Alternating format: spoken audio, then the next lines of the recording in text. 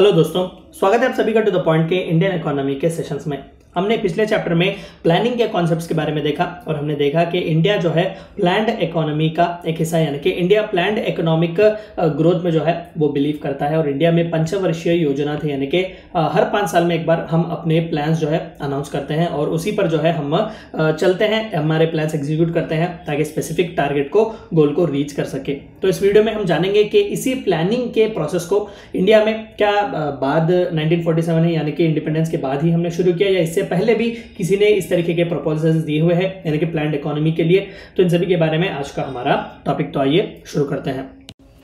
History of planning in India. Of course planning जो था वो 1947 के पहले भी जो था कई दिग्गज लोगों ने अनाउंस किए हुए थे, रेकमेंड किए हुए थे भारत सरकार को, यानी कि उस वक्त ब्रिटिश राज था, लेकिन वहां पर भी उन्होंने प्रपोजल्स दिए हुए थे कि इंडिया को जो है एक प्लान्ड इकोनॉमी बनाए, ताकि इंडिया एक सोशलिस्ट कंट्री है और उसे सोशल गोल्स पाने के लिए चाहिए कि वो प्लान्ड इकोनॉमिक प्रोसेस पर ही, प्लान्ड इकोनॉमिक प्लान पर ही चले। The first attempt to initiate economic planning in India was made by Sir M. Visvesvaraya, बहुत ही बड़े एक noted engineer थे, and he was also a politician. In 1934 through his book Planned Economy for India, Bharat Ratna भी इन्हें दिया गया है, Mokshagundam M Visvesvaraya बहुत ही फेमस हैं। तो इन्होंने सबसे पहली बार जो थी अपनी किताब प्लान्ड इकोनॉमी फॉर इंडिया में जो है इन्होंने कहा हुआ था कि इंडिया को चाहिए कि हम इकोनॉमिक प्लानिंग जो है वो इनिशिएट करें, और इंडिया के लिए, इंडियन इकोनॉमिक डेवलपमेंट के लिए ये इंपरेटिव है, बहुत ही अच्छा है कि हम इस इकोनॉमिक प्लानिंग के प्रोसेस को फॉलो करें। अगेन इन 1938, यानी कि 4 साल बाद, national planning commission was set up under the chairmanship of Jawaharlal Nehru by Indian national Congress. अभी इंडियन इंडिपेंडेंस स्ट्रगल चल रहा था, लेकिन आईएनसी के सेशंस में इस तरीके के यूनिक कॉन्सेप्ट्स और आइडियाज दिए जाते थे कि फ्रीडम के बाद हम अपनी कंट्री को किस तरीके से शेप करेंगे। तो उसी के तहत 1938 में पहली बार जो था नेशनल प्लानिंग कमीशन सेटअप किया गया था, जो कि पंडित जवाहरलाल नेहरू उसके चेयरमैन थे।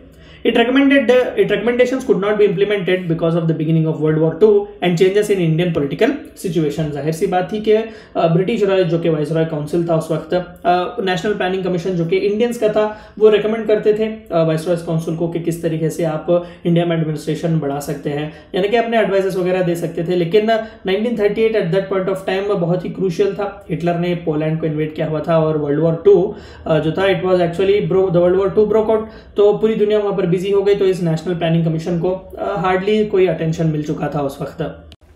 It stated that the objective of planning was to ensure an adequate standard of living for the masses। तो उस नेशनल प्लानिंग कमीशन का ऑब्जेक्टिव ये था, टारगेट ये था कि भाई प्लानिंग का जो ऑब्जेक्टिव है वो ये है कि सभी को, मासेस यानी कि जो सभी इंडियन सिटीजन है उस जमाने के, तो उन सभी को एडिक्वेट स्टैंडर्ड ऑफ लिविंग मिले, यानी कि क्वालिटी ऑफ लाइफ मिले, इक्वली जो है उन सभी को अप्रोप्रिएट एम्प्लॉयमेंट अपॉर्चुनिटी मिले, इनकम उनका अच्छा हो, पॉवर्टी वगैरह कम हो, इन सभी के बारे में जो है वहां पर बात की गई थी। It emphasized on heavy industries and land reforms। Of course, आप अपने पॉलिटी में अपने पढ़े हुए होंगे कि land reforms one of the most major and important developments that took place. Zamindari system वगैरह को अबॉलिश किया गया था। तो हेवी इंडस्ट्रीज, ऑफ कोर्स हमने पीसी महलनोबिस मॉडल में देखा कि सेकंड 5 ईयर प्लान से जो है रैपिड इंडस्ट्रियलाइजेशन के पाथ पर हम चले थे, लेकिन देखिएगा इसकी नींव जो है वो इंडिपेंडेंस के पहले ही रखी हुई थी। इन 1944 बॉम्बे प्लान, बहुत ही इंपॉर्टेंट है Bombay plan, was presented by 8 leading industrialist of Bombay including JRD Tata, GD Birla and others, जो उस जमाने के दिग्गज इंडस्ट्रियलिस्ट थे इंडिया के। तो उन्होंने जो है 8 इस तरीके के दिग्गज लोगों ने मिलकर एक प्लान दिया हुआ था, बॉम्बे प्लान। रीजनल लेवल का वो प्लान था डेवलपमेंटल के लिए, लेकिन इसे भी जो है हम इंडिया के प्लानिंग के लिए एक जेनेसिस की तरह ही देखेंगे। It saw further progress based on textiles and consumer industries and saw an important role for state in post independence India। तो खुद यहाँ पर प्राइवेट प्लेयर्स भी आगे आकर कह रहे हैं कि प्लान्ड इकोनॉमी बहुत जरूरी है इंडिया के ओवरऑल डेवलपमेंटल के लिए। In 1944 Gandhian plan was given by श्रीमान नारायण अग्रवाल। ये भी एक बहुत बड़े स्टांच गांधीस्ट थे, गांधी फॉलोअर थे, गांधीयन थे। तो इन्होंने अपना प्लान दिया हुआ था कि किस तरीके से एक प्लान्ड इकोनॉमी जो है, इकोनॉमिक प्लानिंग के साथ जो है हम आगे बढ़ सकते हैं, तो उसे उन्होंने नाम गांधीयन प्लान दिया हुआ था।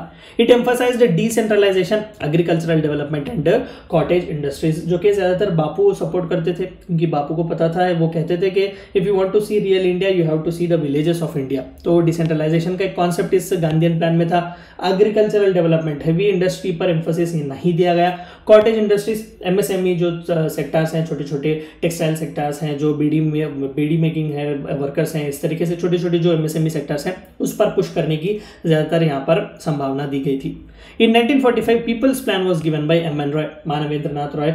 इन्हें फादर ऑफ इंडियन कम्युनिस्ट भी कहा जाता है या फिर father of communism in India भी कहा जाता है, क्योंकि कम्युनिस्ट पार्टी ऑफ इंडिया में इन्होंने ही एस्टैब्लिश की हुई थी और इन्हें रेडिकल ह्यूमनिस्ट भी कहा जाता था, तो इन्होंने भी अपना एक प्लान दिया हुआ था। And in 1950 Sarvodaya plan was given by Jayaprakash Narayan, JP Narayan, बहुत ही प्रोमिनेंट पर्सनैलिटी है।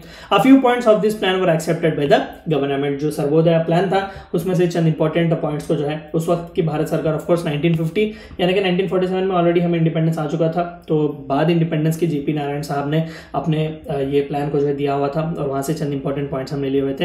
And finally in 1950 planning commission was setup, जो कि एपेक्स बॉडी थी प्लानिंग के लिए। हम आगे के स्लाइड में इसके बारे में पढ़ेंगे। And in 2015 NITI Aayog replaced planning commission. हम नीति आयोग के बारे में भी फर्दर, हमारा एक चैप्टर है सेपरेट नीति आयोग, वहां पर आप इसके बारे में जान सकते हैं।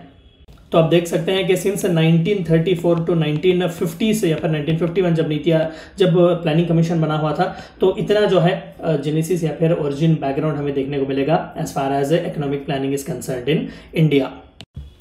भाई प्लानिंग कमीशन के बारे में थोड़ा बहुत जानते हैं। Of course it was set up under the chairmanship of Pandit Jawaharlal Nehru through an executive order on 15 March 1950।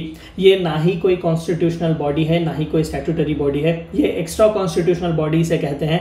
एक एग्जीक्यूटिव ऑर्डर से यानी कि प्रेसिडेंशियल ऑर्डर से इसे बनाया गया था। ऑफ कोर्स हमने देखा कि 1938 में भी नेशनल प्लानिंग कमीशन बनाया गया था जिसके चेयरमैन पंडित नेहरू थे, तो उन्हें पता था कि प्लानिंग का महत्व क्या था, तो इमीडिएटली इंडिपेंडेंस के बाद जो है उन्होंने प्लानिंग कमीशन को एस्टैब्लिश किया हुआ था।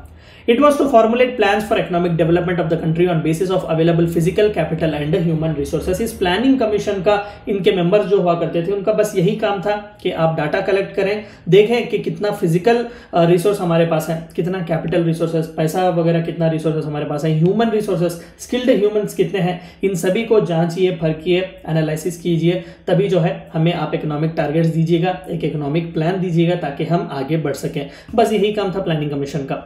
The Planning Commission is essentially a non-political and non-constitutional advisory body which makes recommendation to the government। सरकार को recommendation देने के लिए वो या तो एक political body होनी चाहिए या फिर कोई एक constitutional body होनी चाहिए या फिर NGOs वगैरह भी दे सकते हैं, लेकिन ज़्यादातर सरकार उन्हें कंसिडर करेगी या नहीं करेगी ये रेयर है। लेकिन प्लानिंग कमीशन की खासियत ये थी कि इसमें से कोई भी स्टेटस उसे नहीं दिया गया था, यानी कि वो ना ही कोई एक पॉलिटिकल बॉडी थी। ऐसा नहीं कि सिर्फ पॉलिटिक्स से रिलेटेड वहाँ पर लोग थे, वहाँ पर कई दिग्गज स्कॉलर्स वगैरह को भी वहाँ पर प्लानिंग कमीशन में मेंबर्स बनाया जाता था, प्लानिंग कमीशन के वाइस चेयरमैन वगैरह बनाया जाता था।